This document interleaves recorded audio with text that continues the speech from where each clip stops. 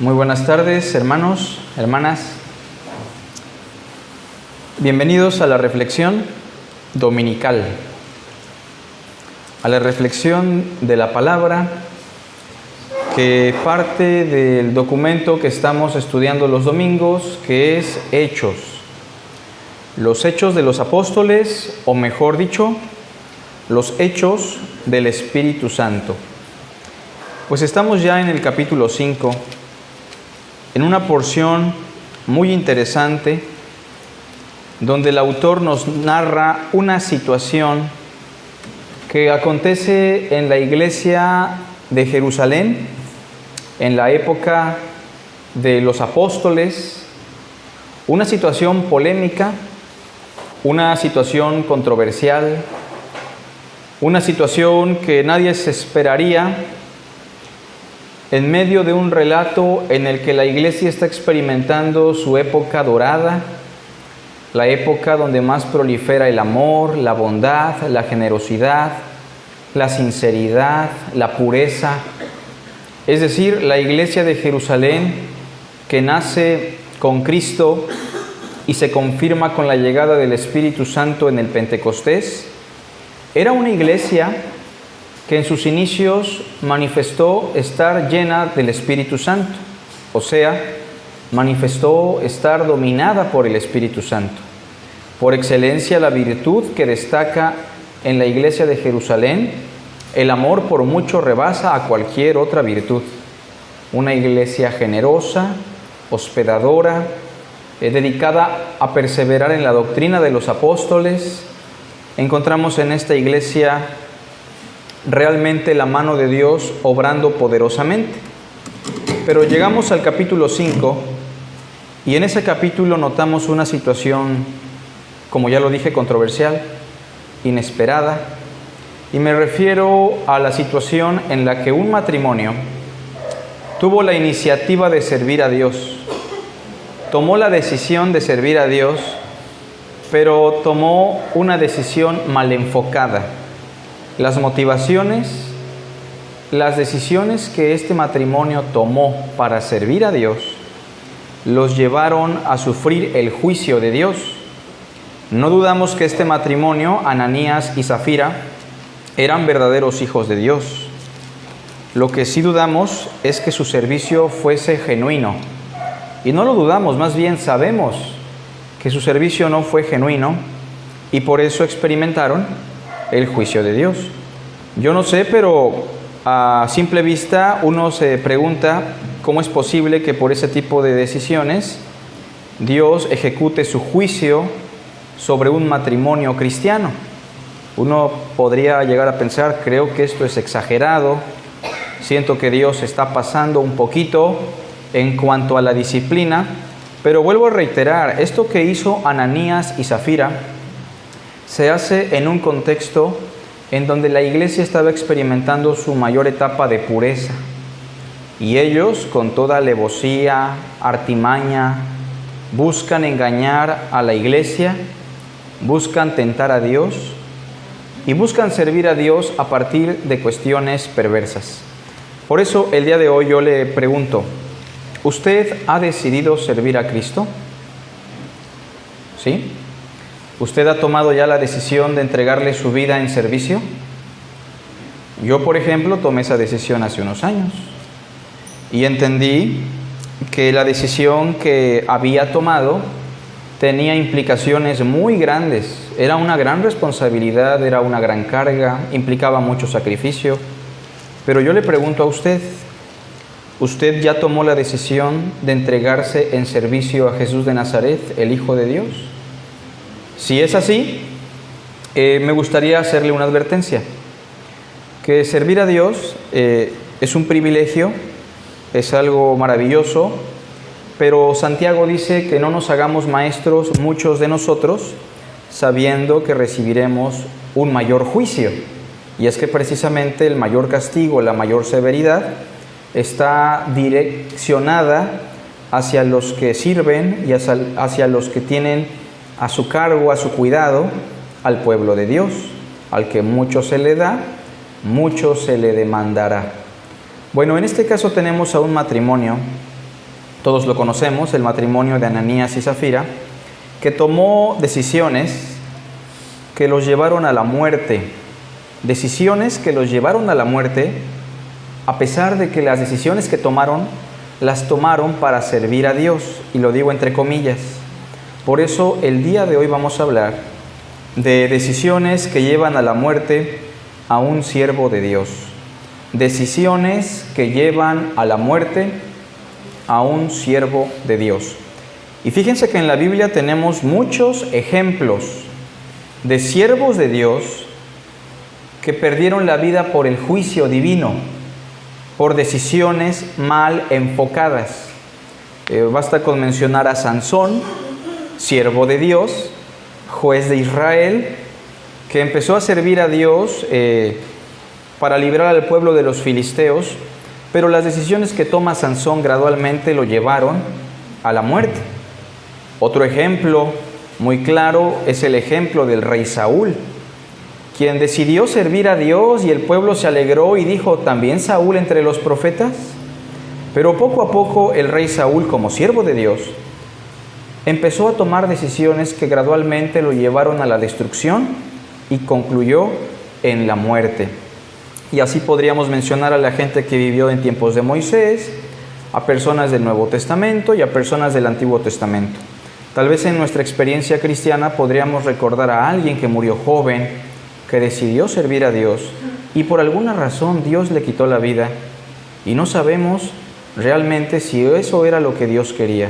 Bueno, estamos seguros que Dios no quiere que nadie muera joven. No es el deseo de Dios. De hecho, las promesas tanto de la ley como del Nuevo Testamento son que si hacemos la voluntad de Dios correctamente, nuestros días se van a prolongar en esta tierra. Honra a tu padre y a tu madre para que se alargue tu vida sobre la tierra que el Señor tu Dios te da. Los mansos heredarán la tierra, dice el Salmo y dice la bienaventuranza. Entonces no es el deseo de Dios que sus siervos mueran jóvenes. No es el deseo de Dios que sus siervos mueran por disciplina.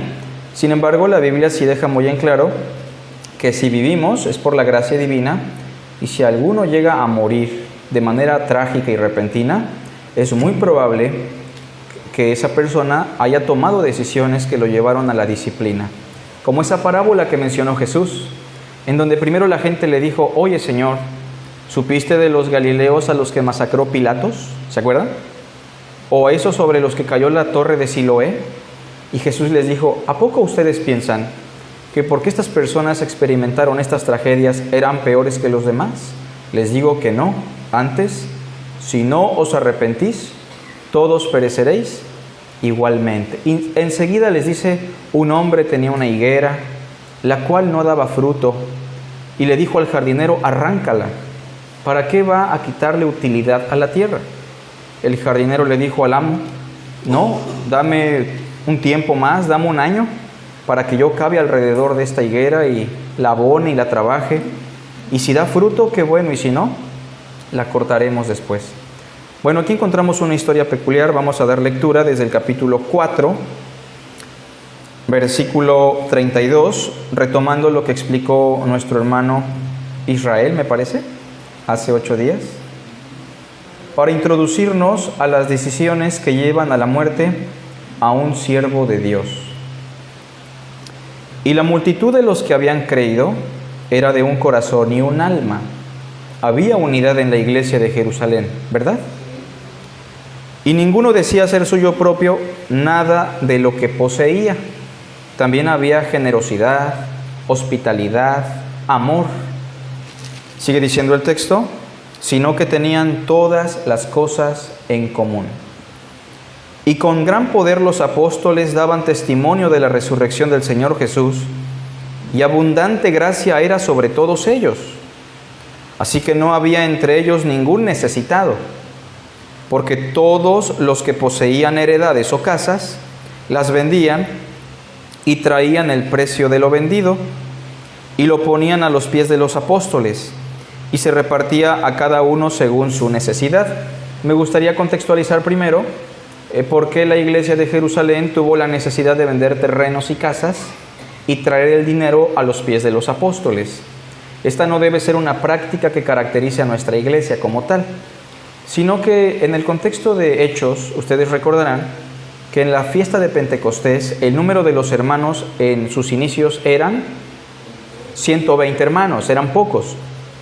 Pero cuando Pedro predicó, se convirtió un número de 3,000 personas que se agregó a la iglesia. ¿Lo recuerda? Un gran número, y estamos hablando de 3,000 y pico de personas que congregan en un solo lugar. Sin embargo, estas personas no vivían en Jerusalén. Probablemente tenían familia en Jerusalén, pero al convertirse a Cristo, pierden cualquier privilegio que tuviesen con su familia judía. Así que no tienen dónde vivir, dónde hospedarse. Muchos de ellos venían de Arabia, de Persia, de Grecia, de Roma, de todas partes del mundo. Profesaban la fe judía y ahora profesaban la fe en Cristo, pero ahora son enemigos del judaísmo, no tienen dónde vivir y no quieren regresar a su ciudad porque ellos quieren perseverar en la doctrina de los apóstoles. ¿Se entiende? Es como cuando usted va a un lugar y dice, ¿cómo me gustaría estar aquí constantemente aprendiendo? Ellos estaban así, aprendiendo en Jerusalén, pero no tenían casa, no tenían trabajo. Así que la iglesia de Jerusalén lo que hizo fue recaudar fondos para poder darle a los más necesitados, incluyendo a las viudas. Entonces, cuando apremia la necesidad, sí deberíamos ser generosos, vender lo que tenemos para aportarle a los hermanos que están en un contexto similar. Mientras tanto, la situación no aplica en ningún otro contexto. Ahora, en ese contexto vemos que la iglesia era desprendida, amorosa, generosa. Y en el versículo 35 dice que lo ponían a los pies de los apóstoles y se repartía a cada uno según su necesidad. Entonces José, a quien los apóstoles pusieron por sobrenombre Bernabé, que traducido es hijo de consolación, levita, natural de Chipre, como tenía una heredad, la vendió y trajo el precio y lo puso a los pies de los apóstoles. Aquí lo que notamos es que un hermano llamado José, de manera voluntaria, sincera y auténtica, vende un terreno, traía el dinero a los apóstoles, y Bernabé, sin buscarlo, sin quererlo, encuentra el reconocimiento de los mismos apóstoles, quienes le dan un apodo que refleja la naturaleza espiritual de Bernabé o de José. Le apodaron Bernabé, que quiere decir hijo de consolación. Obviamente que los apóstoles le nombraran así representaba mucho. Implicaba que realmente los apóstoles veían en José a un hombre espiritual dedicado al Señor que servía a Dios de manera honesta. Y es así, colocando a Bernabé en contraste, que aparecen en escena Ananías y Zafira, verso 1. Pero cierto hombre llamado Ananías, con Zafira su mujer, vendió una heredad. O sea, quisieron replicar lo mismo que hizo José. Quisieron hacer lo mismo que hizo Bernabé. ¿Eso estaba mal? No precisamente. Tomaron la decisión de servir a Dios en apariencia, ¿o no? Tomaron la decisión de entregarse a Dios en servicio, porque dar es parte de servir a Dios. Pero lo que hizo Ananías, verso 2, fue terrible porque teniendo la disposición, haciendo la promesa para ayudar a los más necesitados y servir a Dios así, quiero preguntarles, cuando el hermano Carlos coloca en la canasta la ofrenda que da el domingo, ¿en el momento que entró la ofrenda dejó de ser de Carlos o desde antes? Fíjense, desde el momento que yo vengo tal vez en carretera y dispongo, no sé, 50, 100 pesos para ofrendar, o desde el viernes, jueves que yo dispongo una ofrenda para dar en la congregación el domingo, desde el momento que la intención de mi corazón es servir a Dios con eso, ese dinero a mí ya no me pertenece. Ahora, no solamente en cuestiones económicas, desde el momento que yo decido servir a Dios los domingos por la tarde, cada 15 días en Cardel, ese tiempo a mí ya no me pertenece. ¿Se entiende?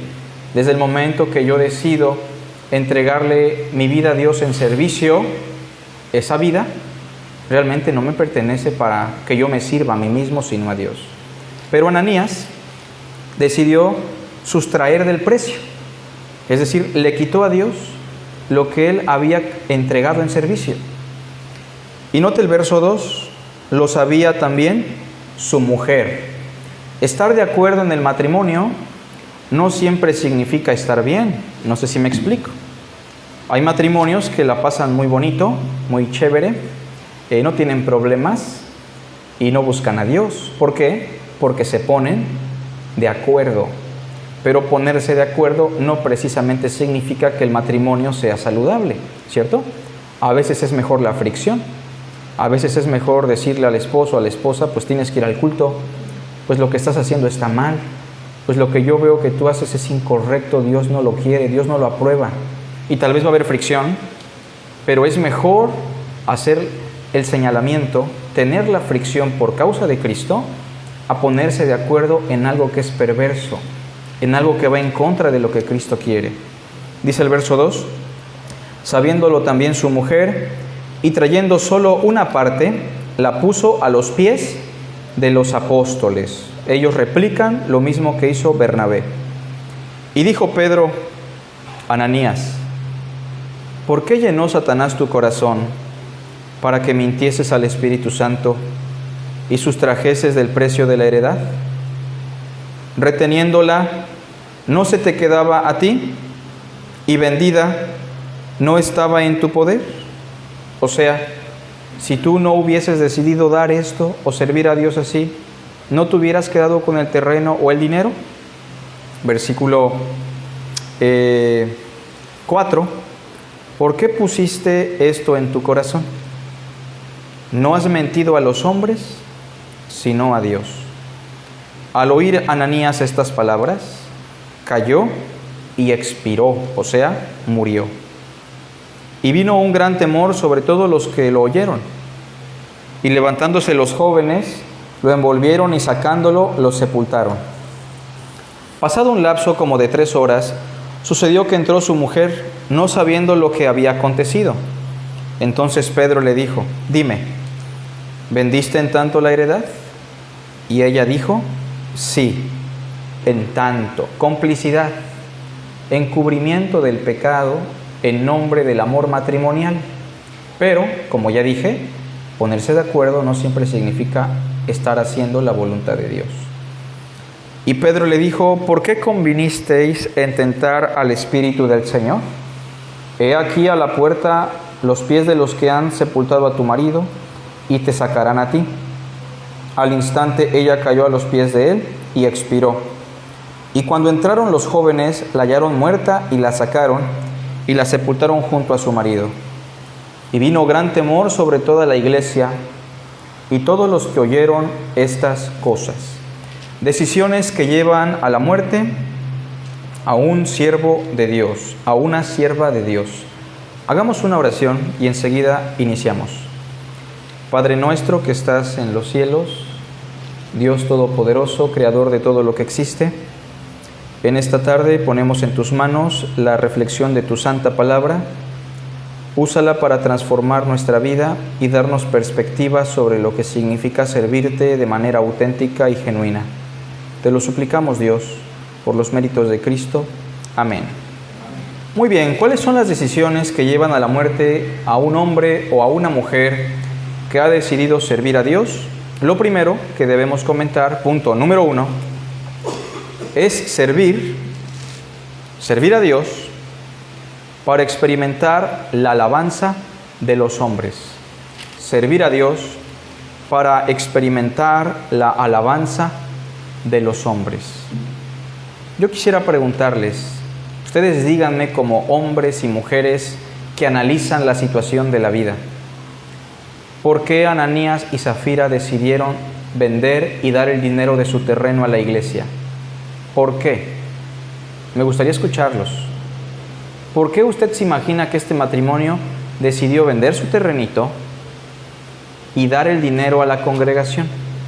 ¿Por qué?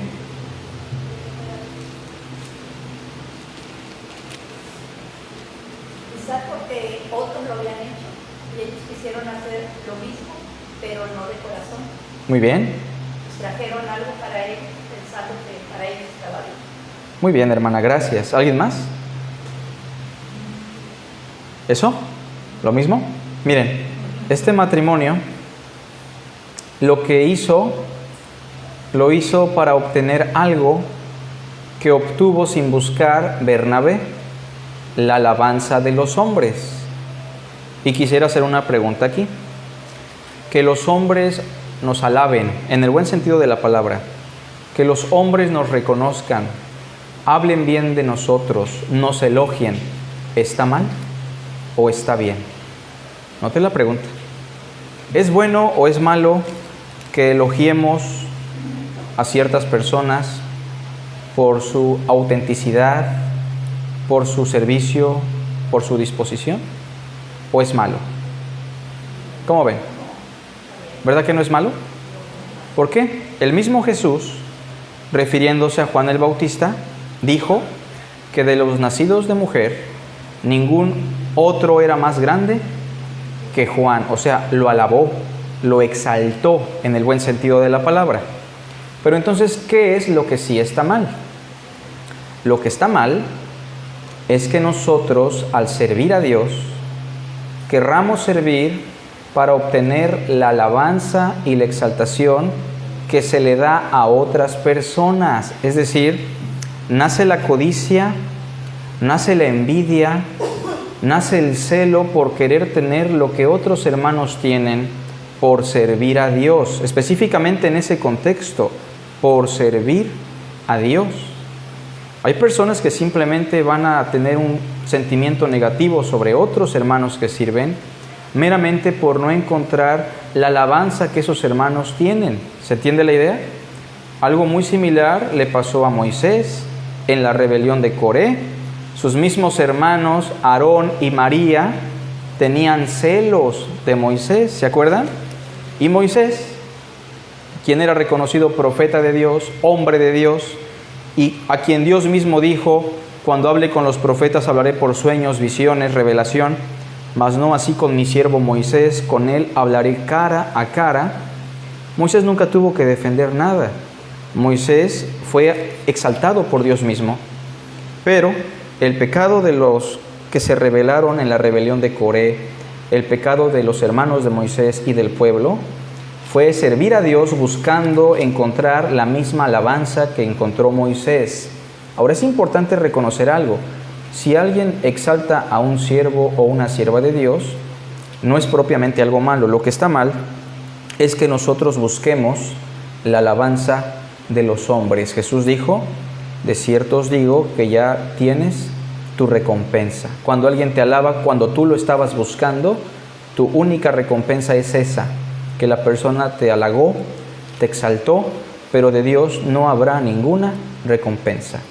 Entonces, una decisión que nos puede llevar a la muerte a la larga es servir a Dios buscando que los otros nos alaben, que los otros nos exalten.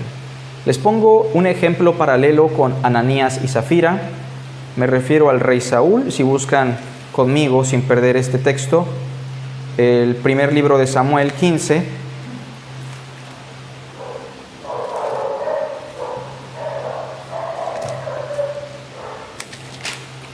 Nos vamos a dar cuenta que en Saúl encontramos algo muy similar. Saúl constantemente buscó servir a Dios para experimentar la alabanza de los hombres. Tiene como un eco, ¿verdad? El micrófono un poquito fuerte. ¿Se lo podrás quitar, mami? ¿Se podrá? ¿O no lo escuchan? Muy leve, ¿verdad? A ver si se puede, si no, no pasa nada. Capítulo 15. ¿Lo tenemos? Síganme con su vista, por favor. Dice así en el verso 22. Saúl recibió la orden de acabar con todo un pueblo, ¿sí lo recuerda? Y no tenía que dejar nada vivo. Ahí está bien, ¿verdad? Ya nos escucha. Gracias, Gretita. Pero Saúl decidió tomar sus propias decisiones con el fin de que el pueblo lo alabara. Es decir, Dios dijo: vas a acabar con la vida del rey Amalek, vas a acabar con todo el pueblo, vacas, ovejas, no tienes que dejar nada vivo. Todo eso lo vas a destruir. Era una ofrenda votiva, se llamaba anatema. ¿Lo han escuchado? El anatema era una ofrenda de destrucción, es decir, una ofrenda a Dios que tenía que ser destruida, se le conocía como anatema, es decir, todo ese pueblo, incluyendo a los animales, le pertenecía a Dios. Pero Saúl decidió servir a Dios a su manera. Él dijo, si yo mato al pueblo y le perdono la vida al rey, me voy a ver buena onda, y si aparte le perdono la vida a los animales, vacas, becerros, etcétera, el pueblo va a decir que soy muy sabio porque estoy obteniendo comida para el pueblo. Sin embargo, lo que él no notó es que él estaba desobedeciendo y en la marcha buscando la alabanza de los hombres. Capítulo 15, verso 22. Y Samuel dijo, ¿se complace el Señor tanto en los holocaustos y víctimas como en que se obedezca a las palabras del Señor? Ciertamente el obedecer es mejor que los sacrificios y el prestar atención que la grosura de los carneros, ¿cierto?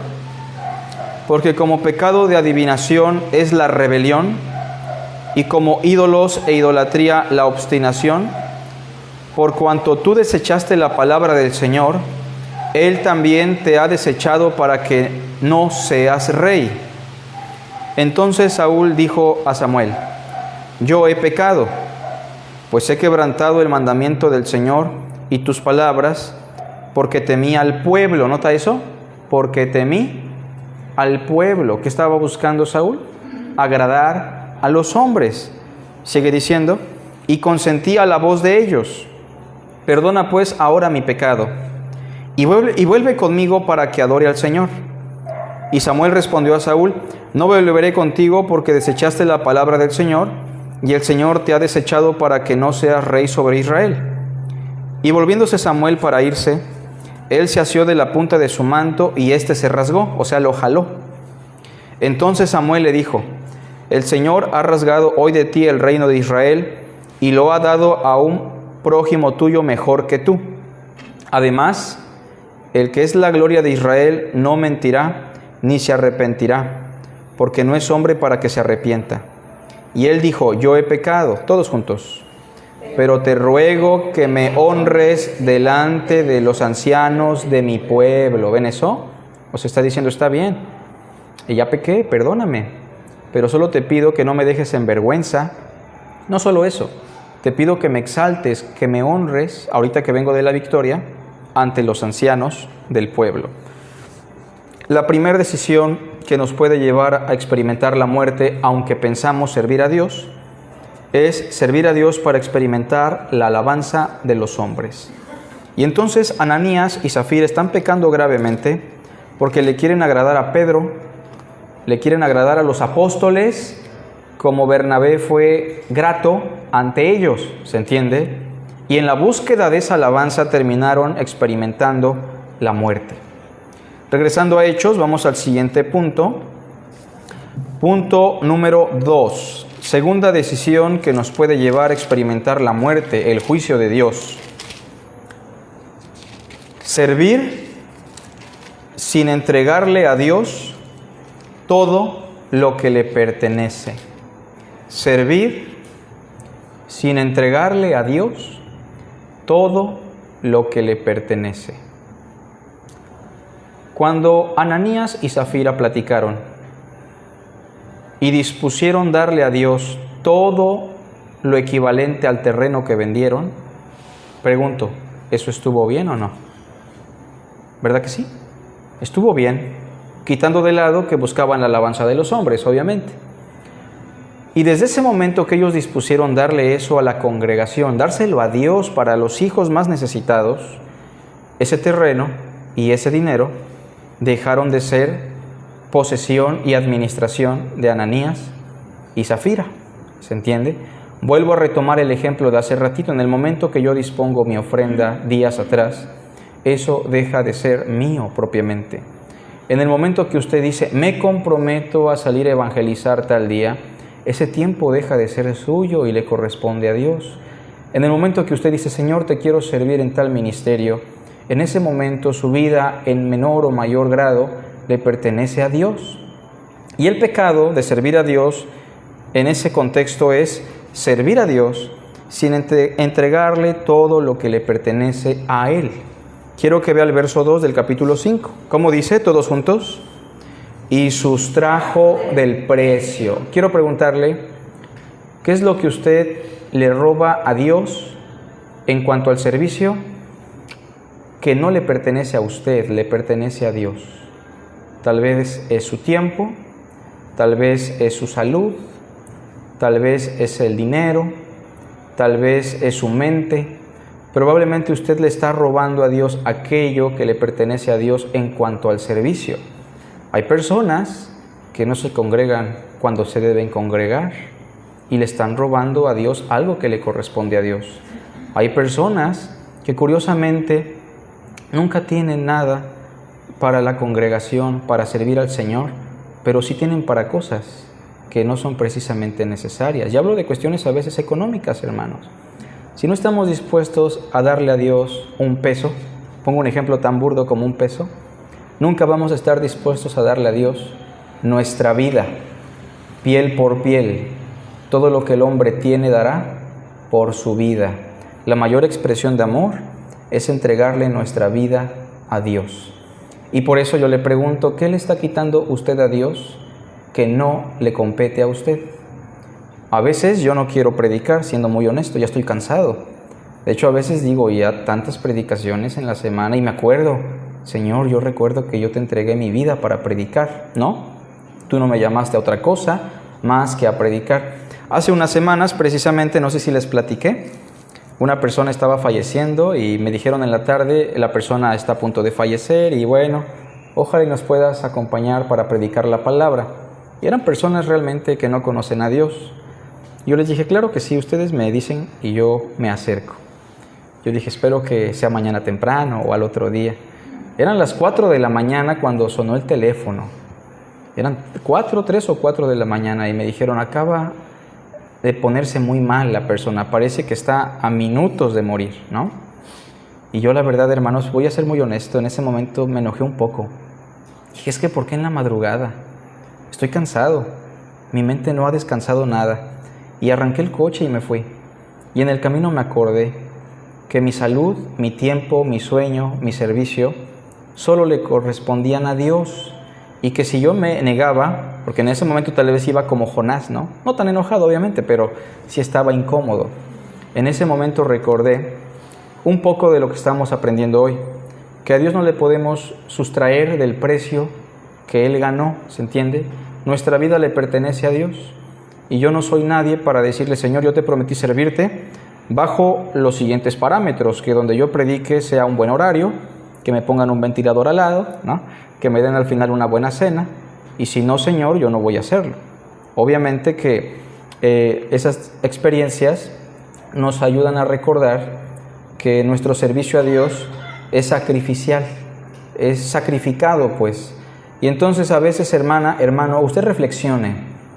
A veces usted puede estarse quejando sobre algo que tiene que ver con el servicio, su tiempo, lo que usted le da a Dios de sus bienes materiales, sus dones, sus talentos, sus emociones.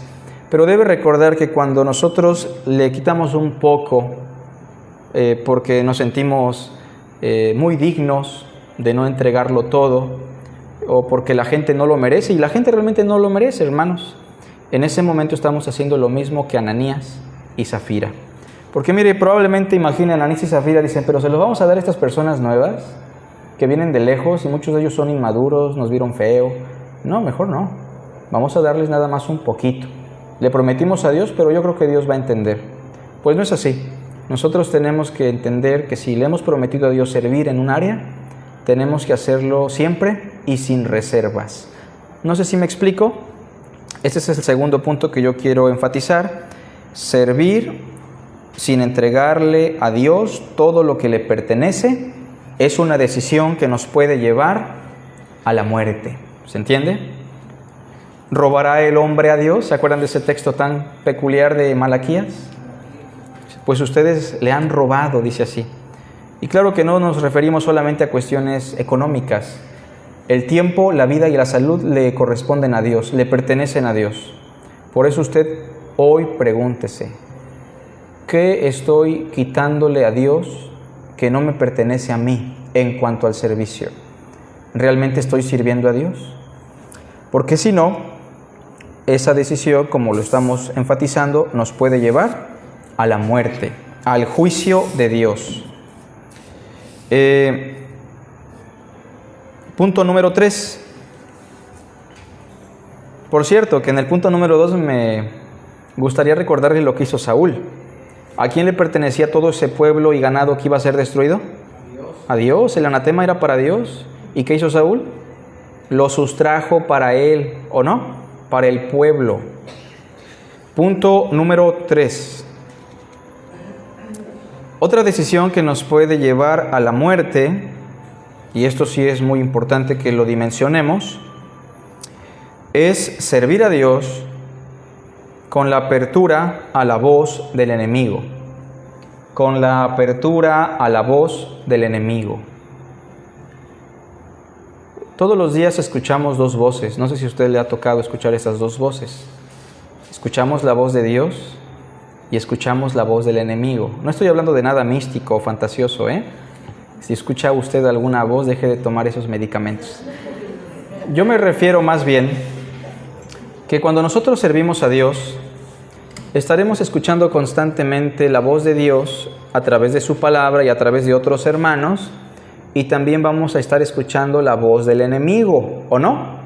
Por ejemplo, cuando Jesús escuchó que Pedro le dijo, tú eres el Cristo, el Hijo del Dios viviente, pregunto, ¿lo que Pedro dijo era palabra de Dios? ¿Y qué hizo Jesús? ¿Lo alabó? Lo exaltó, le dijo, bienaventurado eres Simón, hijo de Jonás, porque esto no viene de ti, esto te lo reveló mi Padre que está en los cielos. Jesús sirviendo supo identificar la voz de Dios. Instantes posteriores, Pedro le dice al Señor, oye Señor, acabas de decir que te van a matar en Jerusalén, pero yo te voy a aconsejar que en ninguna manera esto pase. Ya Pedro, al ser alabado antes, se sintió con esa confianza de volverse el consejero personal de Jesús, ¿no? Y Jesús le dice, apártate de mí, Satanás. Pregunto, ¿estaba Satanás dentro de Pedro? ¿Cómo ven? ¿Estaba poseído? No. Realmente Satanás no estaba en Pedro, pero le dice, apártate de mí, Satanás, porque le está diciendo, tú actúas, tú me hablas como ¿quién? Como el enemigo. Esta no es la voz de Dios, Pedro. Esta es la voz del mismo Satanás. No pones los ojos en Dios, sino en los hombres. Cuando usted sirva a Dios, y esto lo hablo constantemente con mi esposa y con algunos hermanos que sirven en la iglesia, tienen que aprender a identificar la voz de Dios. Porque a veces es tan fácil en nuestras conversaciones cristianas posteriores al culto empezar a utilizar un lenguaje que viene del mismísimo diablo. Por ejemplo, a veces yo escucho a los jóvenes de mi edad en la iglesia aconsejando con premura a los hermanitos que tienen 2 o 3 hijos que ya se cuiden, que ya no tengan hijos, que es una carga, que el dinero está tremendo, que la situación, y que les van a recomendar por ahí algunos métodos, etcétera. Y sin darse cuenta, siendo prudentes, están yendo en contra de un mandamiento, de una virtud y un regalo que Dios le da a los hombres, que son los hijos, ¿o no? No estoy diciendo que no seamos prudentes, no estoy diciendo que la cuestión económica no esté fea, pero si alguien no quería tener hijos, debió pensarlo antes de casarse, ¿o no? Y en ese sentido, sin darnos cuenta, estamos escuchando la voz del enemigo bajo la bandera de ser prudentes y cautelosos. A veces los hermanos me dicen, hermano, pero ¿cómo se va a ir a predicar a ese lugar? Cuando a veces me toca ir a ciertas zonas arriesgadas de la ciudad o a cierta hora porque me lo piden, y me dicen, en ninguna manera le acontezca eso, hermano, no vaya. Eso yo creo que no va a ser lo mejor. Acuérdese que usted es joven y tiene una esposa. Pero entonces tengo que aprender a identificar cuando Dios me está hablando y cuando Dios realmente no me está hablando. Porque cuando servimos a Dios y empezamos a escuchar la voz del enemigo, no nos damos cuenta muy rápido, ¿se entiende? Y por eso, no sé si ha notado que muchos líderes empiezan muy bien y terminan pareciéndose más al mismo diablo que al mismo Jesús de Nazaret, porque sin darse cuenta escuchan los susurros de Satanás y por su falta de contacto con la voz de Dios no pueden identificar, y por eso nacen los celos, por eso nace la amargura, por eso nace la fricción. Fíjese, ahorita que hay otro pastor en la iglesia, hay hermanos que se me acercan y me dicen: hermano, y hay otro pastor, ¿cómo se siente usted? Digo, pues me siento bien, hermano, hasta ahorita el corazón no me ha dado lata ni nada por el estilo. Pero no sé si usted me está entendiendo. A veces hay comentarios, a veces hay palabras que realmente tienen una mala intención. Y debemos tener precaución de escuchar la voz de Dios. Ananías y Zafira escucharon la voz de Dios, aparentemente, cuando Dios les animó, los impulsó a que ellos le sirvieran con lo que tenían. Pero no identificaron la voz de Satanás cuando Satanás les susurró y les dijo: ¿pero para qué tanto? ¿O no? ¿Para qué van a dar tanto? ¿Para qué se van a sacrificar tanto? ¿De veras esos hermanos no pueden trabajar? ¿A poco ellos lo valen? Ustedes también tienen necesidad. Ananías, deberías pensar en Zafira. Y también tú, Zafira, Ananías, apóyalo. Es tu esposo, sí. Yo sé que está haciendo mal, pero es tu esposo. Debes estar de acuerdo con él siempre en todo, porque acuérdate que es tu esposo. Y entonces noten lo que dice el verso 3. Le dijo Pedro: Ananías, ¿por qué llenó Satanás tu corazón? ¿Notan eso? Sí, Satanás estaba detrás de todo esto, ¿o no? Les hizo ver incorrectamente lo que significaba servir a Dios. ¿Por qué llenó Satanás tu corazón para que mintieses al Espíritu Santo y sustrajeses del precio de la heredad? Ahora quiero preguntarles algo. ¿Será que Satanás llenó el corazón de Ananías y él no se pudo resistir? ¿O será que Ananías abrió el corazón para que Satanás dominara desde adentro? ¿Cómo ven? ¿Satanás puede dominar a los cristianos cuando él quiere? ¿O el cristiano tiene que abrirse, estar dispuesto, tener apertura? Pues claro que sí. Tenemos que tener apertura para servir a Dios de esa manera tan perversa. Vean lo que dice más abajo, el versículo 4. Reteniéndola no se te quedaba a ti, y vendida no estaba en tu poder. Todos juntos. ¿Por qué pusiste esto en tu corazón? ¿Quién lo hizo? ¿Satanás o Ananías? Lo hizo Ananías bajo la influencia de Satanás. Pero él decidió quedar bajo esa influencia, ¿o no? O como cuando la Biblia dice: y como Satanás ya había puesto en el corazón de Judas traicionar al Señor, pregunto, ¿fue Satanás o fue Judas? Fue Judas. Satanás simplemente nos pone el pastel del sabor que nos gusta, ¿no? Y nosotros decidimos cortar la rebanada y ya nos comemos todo el pastel a veces, ¿no? Pero entonces, una decisión que nos puede llevar a la muerte es servir a Dios con la apertura a la voz del enemigo. ¿Para qué sirves tanto? Ni llega gente. Te sacrificas, estudia, hermano Héctor, hermana José y las otras hermanitas hacen el aseo, vienen, otras vienen de lejos y esto no avanza. ¿No sería mejor que tomaran otra decisión y sirvieran a Dios de otra manera más cómoda? Cuidado, porque esa es la voz del enemigo, ¿o no? ¿O no le ha llegado de repente ese susurro? Vea conmigo el capítulo 8. Capítulo 8. ¿Se acuerdan de Felipe cuando bautizó a todos los samaritanos? Había un hombre llamado Simón, Simón el mago, quien escuchó la palabra de Dios, pero también escuchó la voz del enemigo, quien le susurró y le dijo, vean el capítulo 8, 18. Cuando vio Simón que por la imposición de las manos de los apóstoles se daba el Espíritu Santo, ¿qué les ofreció? Dinero. O sea, él escuchó en su mente esta voz que le decía, ofréceles dinero a los apóstoles.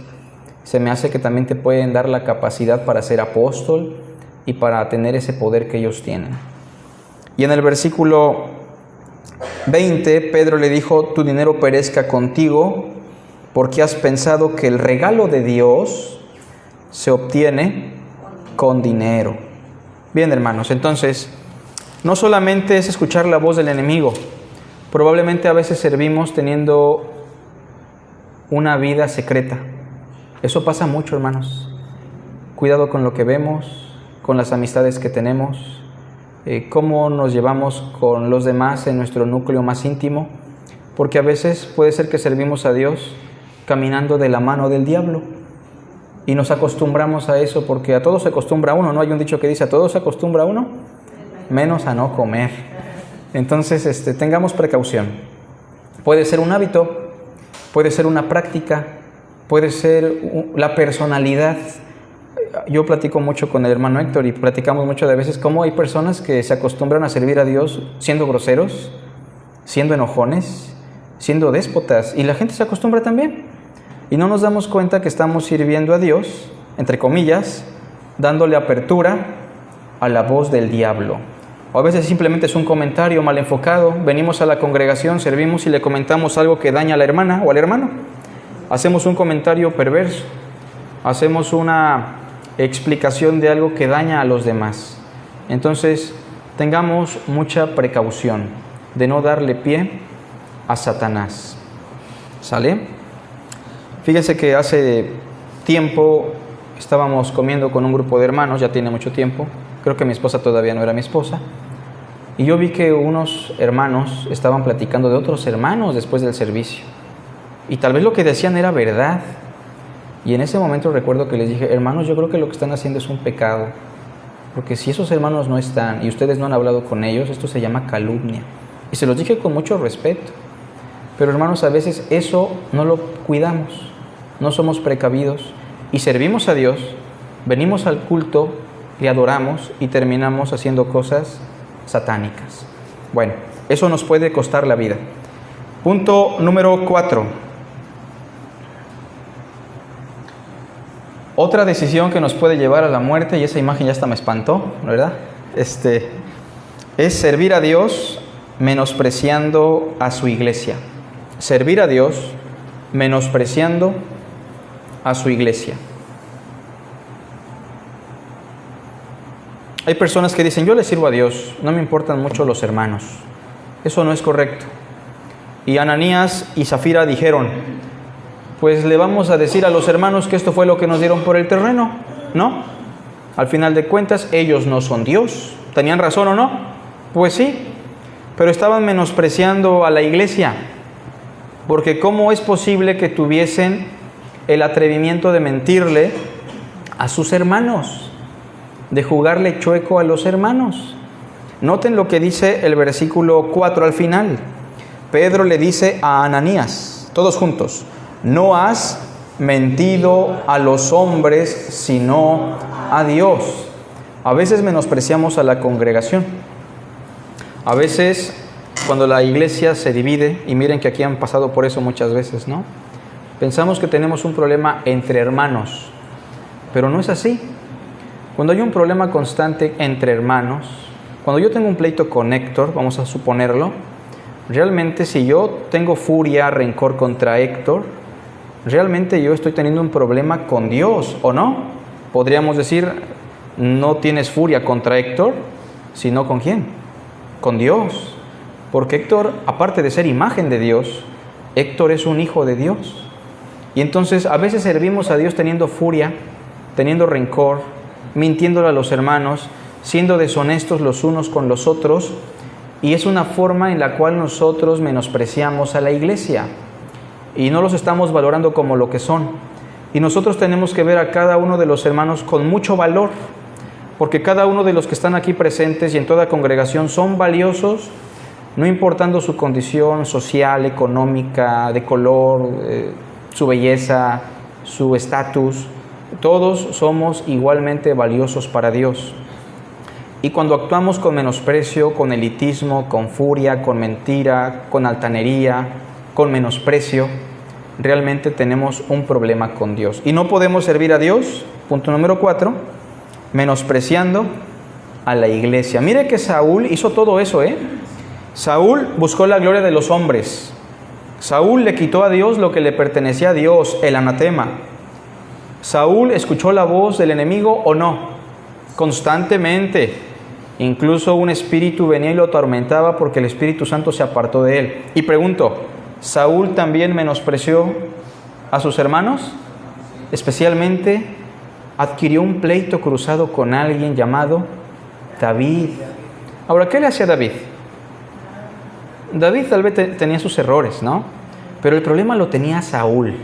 Vivía con furia, rencor, un resentimiento tan grande que en algún momento le tiró 2 lanzas, ¿se acuerdan?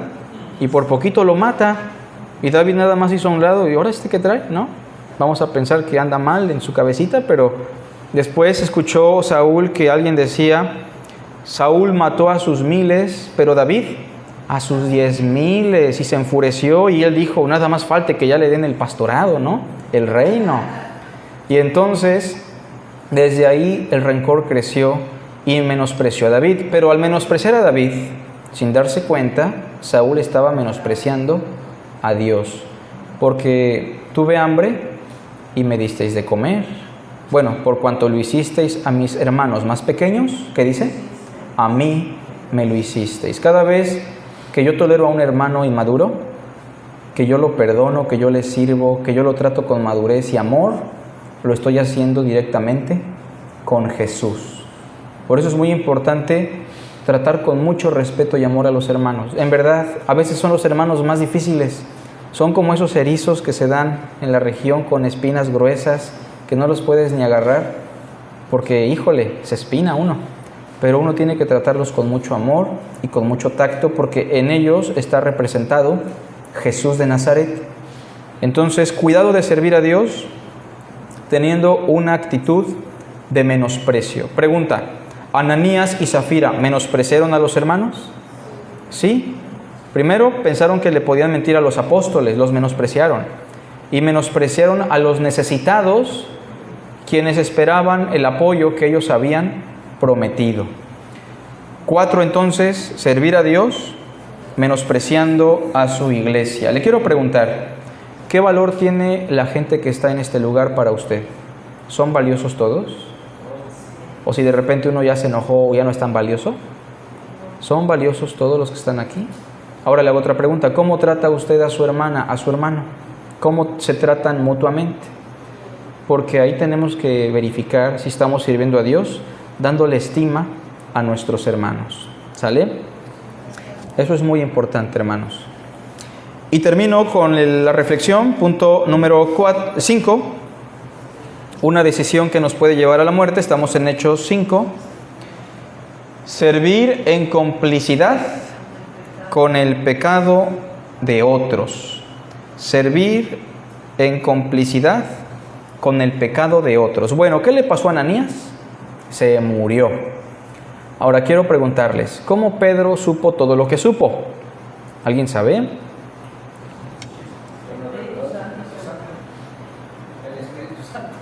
Mire, fíjense, Pedro supo lo que supo no porque él fuera Dios, no porque él fuera muy espiritual.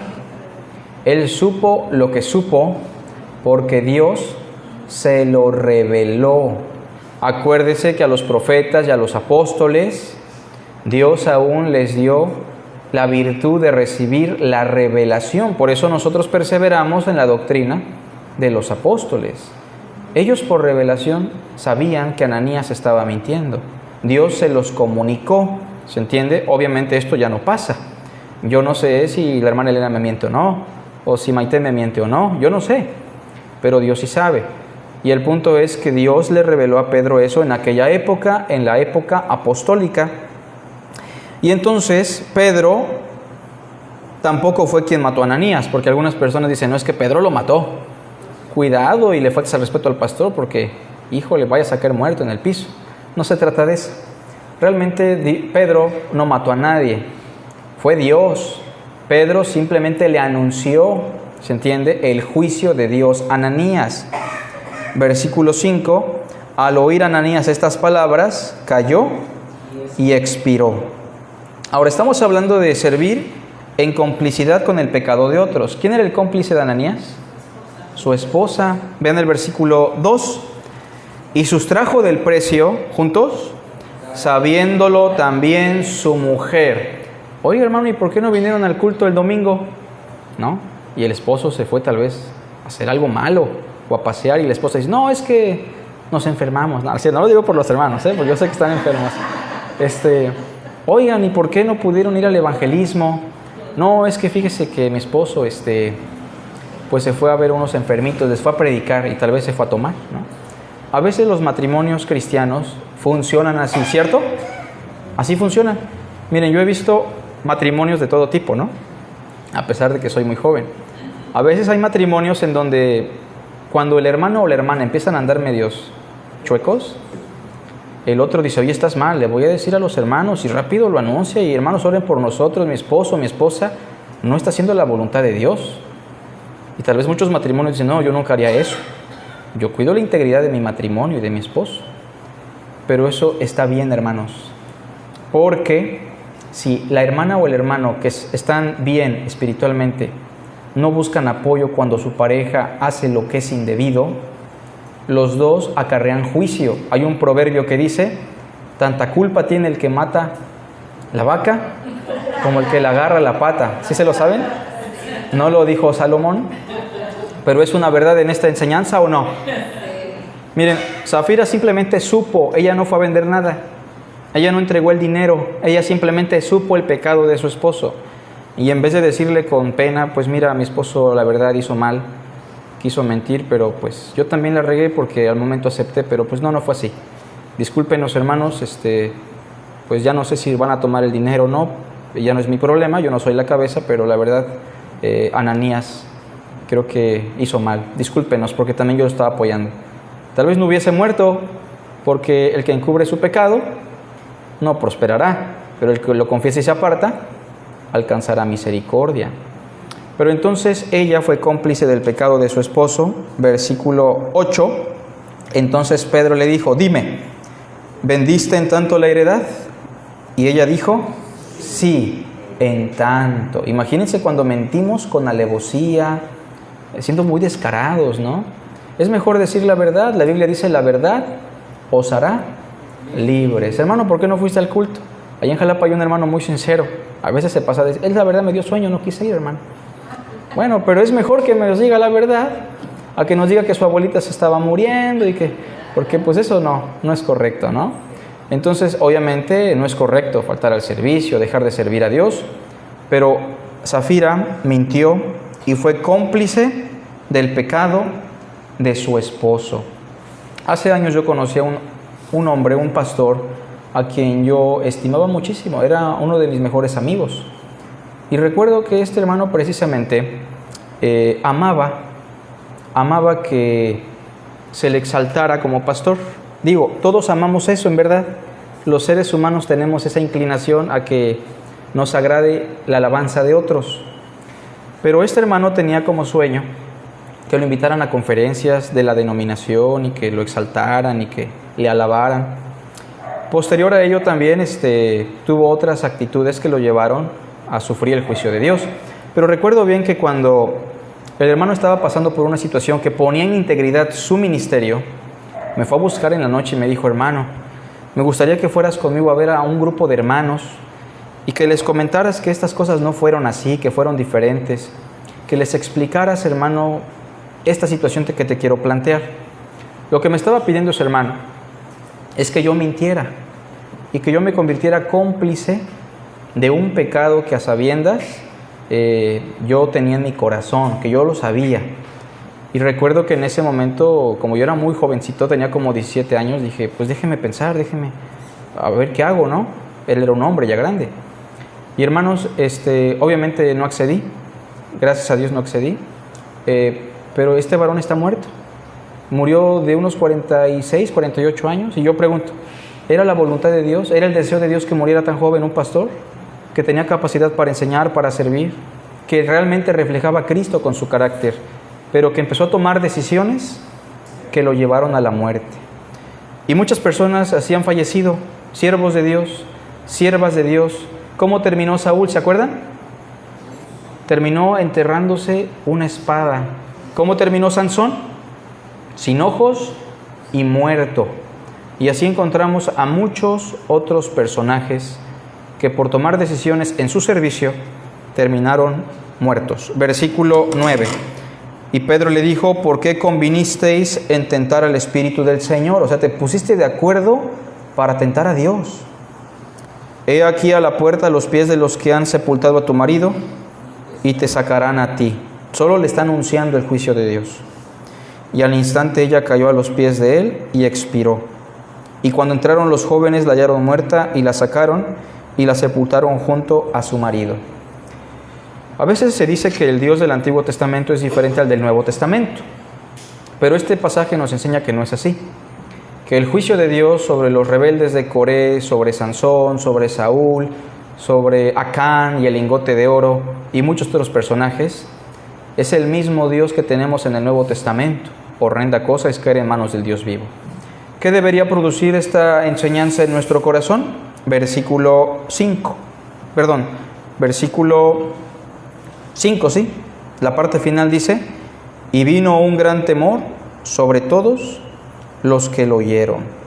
Versículo 11, juntos, y vino gran temor sobre toda la iglesia y sobre todos los que oyeron estas cosas. Si usted sirve a Dios, a ver, levante la mano, ¿quién sirve a Dios aquí en algún área tal vez? El aseo, la predicación, la dirección, las ofrendas, bueno. Considere lo que hoy acabamos de explicar, en verdad. Considérelo porque es el Espíritu Santo hablándonos. Que si usted quiere servir a Dios en algo y no está seguro, o tal vez va a hacerlo y después ya no, Jesús dijo que vuestro sí sea sí y vuestro no sea no. Claro, hay situaciones extraordinarias donde a veces pues ya no se pudo, ¿se entiende? Una enfermedad, una situación fortuita. Pero no le prometamos a Dios algo que después no le querramos dar. Vamos a quererle quitar algo que le estamos prometiendo en un servicio. Consideré también que muchos hermanos le van a decir, Olguita, qué bien está sirviendo a Dios. Hermana Elena, nos da mucho gusto que esté sirviendo a Dios, pero trate de no servir para buscar la alabanza de los hombres. Si exaltan a alguien no está mal, pero no lo busque. Tercero, dijimos, identifique la voz del enemigo. Porque a veces usted está sirviendo a Dios y me acuerdo que un hermano y yo hacíamos el aseo de jovencitos y luego el hermano no llegaba y me dejaba solo con el aseo y la iglesia era grande y yo estaba barriendo y trapeando la iglesia bien enojado, ¿no? Sin darme cuenta estaba sirviendo a Dios, escuchando la voz del enemigo. También dijimos, no menospreciemos a los hermanos, cada persona aquí es valiosa y no sirvamos en complicidad con el pecado de otros. Acuérdense lo que dice Pablo, no participes de pecados ajenos. Si no hay alguna pregunta, un comentario, hacemos una oración. Padre nuestro, gracias por tu santa palabra. Ayúdanos a tomar reflexión de esta santa verdad y perdónanos porque muchas veces hemos hecho lo incorrecto en nuestro servicio. Haznos hijos de verdad, hijos de luz. Te lo pedimos en el nombre de nuestro Señor. Amén.